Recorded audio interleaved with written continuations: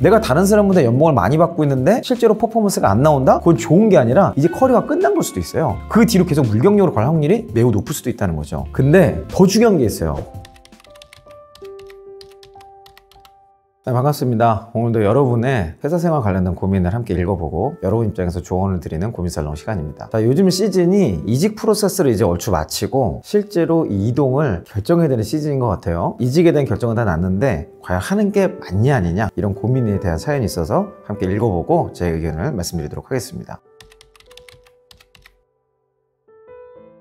안녕하세요 형님, 저는 4년차 직장인입니다. 회사 잘 다니고 있는데 헤드헌터랑 회사에서 동시에 연락이 왔습니다. 연봉 5천 이상 줄 테니 면접 보라고요. 커피챗 1차 면접, 과제, 2차 이모 면접까지 한 달에 시달리며 다 봤더니 직전 연봉에 준해서 20% 올린 4,500만 원 주겠다고 합니다. 그 회사에서는 대표님, 실무진 분들도 제가 아주 마음에 들어 1순위 합격자의 상태라고 합니다. 면접을 앞두고는 인사팀에서도 여러 가지 팁을 알려주면서 많이 챙겨주었습니다. 하지만 제일 바쁜 달에 다른 헤드헌팅 미루고 한 달 내내 시달렸는데 연봉이 변경되니 화가 납니다. 처음 제시한 금액에서 이렇게 차이 나는 게 너무 비상식적인 상황인 게 맞나요? 또 한편으로는 20%도 높은 상승이니 가야 하나 고민이 됩니다. 네, 이런 고민 있으신 분들 정말 많죠. 앞으로 이직을 할 때 또 하기 전, 중, 후에 있어서 중요하게 꼭 따져봐야 될 것들을 함께 알아보는 시간을 가져보도록 하겠습니다. 오늘은 연봉 상승에 대한 이야기를 다뤄볼 건데요. 이직을 하나의 쇼핑이라고 생각해 봅시다. 가격이라는 것이 여러분이 구매 결정을 하는데 굉장히 중요한 요인이 될 거예요. 연봉이라는 것을 어떤 면에서 우리는 가격이라는 관점에서 살지 말지 결정을 해야 될 겁니다. 그런데 쇼핑을 해보신 분들은 잘 알겠지만 이성적으로 판단해야 될 요소가 있고 감성적으로 판단하게 되는 요소가 분명히 있어요. 우리는 이 두 가지를 잘 구분할 수 있어야 되고 이것들을 조화롭게 이해한 상태에서 의사결정할 때 후회하지 않는 선택을 할 수 있다는 것을 인지하실 필요가 있습니다. 지금 사연을 보면 우리 형팬분 입장에서는 막 분노가 느껴지기도 하고 또 한편으로는 이거 되게 좋은 것 같기도 하고 여러 가지가 좀 뒤섞여 있는 것 같아요. 제 입장에서 형팬분의 사연을 세 가지로 다시 재구성해 보겠습니다. 자, 첫 번째는 잘 다니고 있는데 오퍼가 왔다. 두 번째는 한 달간 하드한 일정, 회사 일도 바빴고 이 이직 프로세스에 참여하는 것도 힘들었고 어쨌든 바쁜 일정을 살았다. 세 번째는 합격은 했는데 연봉이나 조건이 뭔가 좀 마음에 안 든다. 하지만 많이 오르긴 했다. 뭐 여기까지인 것 같아요. 그럼 이 내용을 가지고 일단 이직을 해야 될까 말아야 될까요? 자, 이 요소 하나하나씩 제 의견을 좀 말씀드려 볼게요. 자, 첫 번째로 잘 다니고 있는 사람에게 오퍼를 넣는 건요, 헤드헌터와 인사팀 혹은 채용팀이 하는 일입니다. 그 사람들의 일이 잘 다니고 있는 사람들에게 오퍼 넣는 사람들이에요. 자, 잘 안 다니고 있는 사람들의 특징은 뭐예요? 회사에 몰입하지 못하고 있겠죠. 몰입하지 못하고 있으면 어떤 현상이 있겠어요? 성과가 잘 안 나겠죠. 그리고 회사에서 주목하고 있는 인재가 아닐 확률이 높아. 그러면 기회가 없을 수 있죠. 그런 사람들을 오퍼하는 것은 참 쉬운 일이긴 하지만 그 사람이 우리 회사 왔을 때 진짜 좋은 성과를 낼 거냐? 이건 좀 정말 다른 이야기일 수 있어요. 그래서 보통은 정말 영입하고 싶은 인재는요, 이직의 생각이 없는 사람입니다. 그래서 잘 다니고 있던 사람들에게 오퍼하는 게 능력 있는 헤드헌터, 능력 있는 채용팀의 기본적인 역량이에요. 그러니까 이거 자체를 그분들에게 책임을 물으실 수는 없을 것 같아요. 길 가다가 옷을 사거나 핸드폰을 사거나 여러분에게 막 세일즈를 하시는 분들이 있잖아요. 그게 그분들이 일인데 그게 잘못됐다 이렇게 얘기할 수는 없는 거나 똑같은 이치라고 보시면 돼요.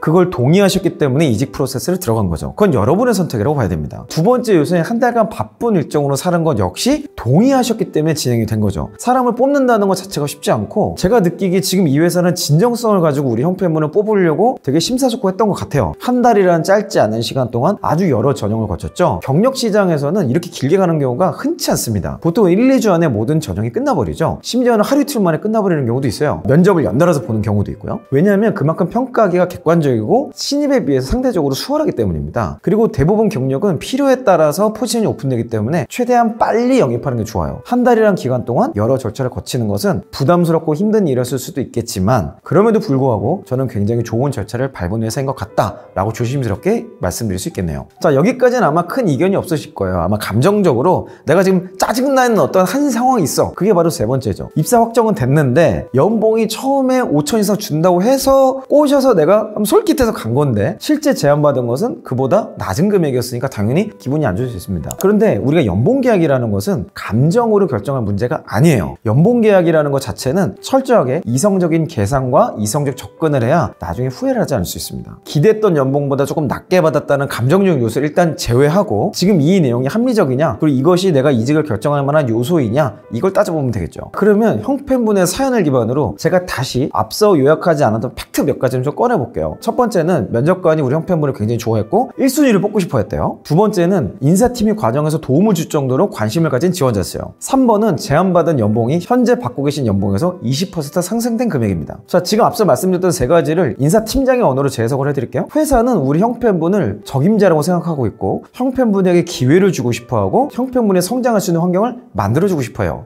심지어 그런 것들을 존중한다는 의미에서 연봉도 많이 올려줬습니다. 사실 20%라는 숫자는요, 제가 보기엔 맥스에 가까운 숫자예요. 5천이라고 말은 했겠지만 사전에 우리 형편분의 연봉 정보를 정확하게 몰랐을 수도 있고, 또는 실제로 면접하는 과정에서 여러 가지 평가의 내용이 바뀌었을 수도 있습니다. 더 높은 직책을 맡기로 했었는데 실제로 그런 것들이 어렵다는 결론을 내렸다든지, 조금 더 기다려야 됐다든지, 다음 승진의 텀이라는 걸 고려했을 때 지금 이게 가장 적절한 최선의 대우라고 생각할 수도 있다는 거죠. 그 내부 내용을 다 알 수는 없지만 어찌됐건 간에 20%를 상승시켰다는 것은 제가 보기에는 일반적이지 않은 케이스예요. 자, 연봉 상승에 대한 인사팀의 입장을 제가 좀 설명을 드려야 될 것 같은데요. 인사팀이 신규 입사자에서 연봉을 책정하는 여러 가지 기준이 있습니다. 뭐 굉장히 복잡하고 회사마다 다를 수 있어요. 근데 일반적으로 다른 요소를 몇 가지로 꼽아보자면, 첫 번째는 지원자의 연차, 그리고 우리 회사의 동일 연차의 연봉을 비교를 해봅니다. 사실 이게 가장 직관적이고 직원들끼리 스스로 비교하는 요소이기 때문에 이걸 무시할 수가 없어요. 그리고 두 번째로 고려하는 요소가 직전 연봉입니다. 직전 연봉 대비 당연히 상승하는 것이 이직에 도움이 되겠죠. 경우에 따라서는 연봉이 깎이더라도 포지션을 주거나 아니면 큰 인센티브 제도를 준다거나 이런 형태로 연봉이 깎임에도 불구하고 이직하는 경우가 있지만, 일반적으로는 직전 연봉에서 상승한다는 기준을 가지고 연봉을 책정합니다. 세 번째로 고려하는 것은 우리 회사에 들어온 뒤에 다음 승진에 대한 연한이 어떻게 될 것이냐, 언제쯤 승진할 수 있을 것이냐라는 것도 입체적으로 고려하게 될 요소 중에 하나예요. 네 번째는 책임의 범위와 복잡성입니다. 이 사람이 들어왔을 때 단순히 실무자로 일을 하게 될 것인지, 아니면 여러